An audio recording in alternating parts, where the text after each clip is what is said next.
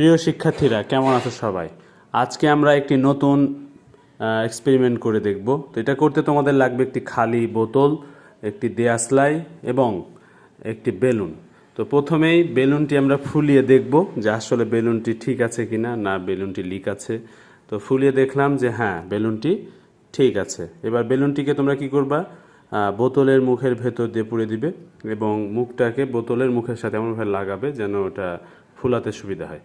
And ফুলানোর পরে দেখবে যে তুমি যদি বেলুনের যে ফুটাটা করছিলা, মানে তুমি বোতলে যে ফুটাটা করছিলা সেখানে যদি হাত দিয়ে রাখো, দেখবে বেলুনটি ফুলা অবস্থাতেই রয়েছে। এটা আসলে বায়ুর চাপের কারণে হয়। এই যে ঠিক আমি এখনই করে দেখালাম। মানে ফুটায় যতক্ষণ হাত দিয়ে রাখবো আমি, ততক্ষণ ওই বাতাসটা থাকবে, আর আস্তে আস্তে করে ছেড়ে দিলে বাতাসটা বের হয়ে যাবে। এটা আসলে বায়ুর চাপের কারণে হয়। ভিডিওটি ভালো লাগলে অবশ্যই সাবস্ক্রাইব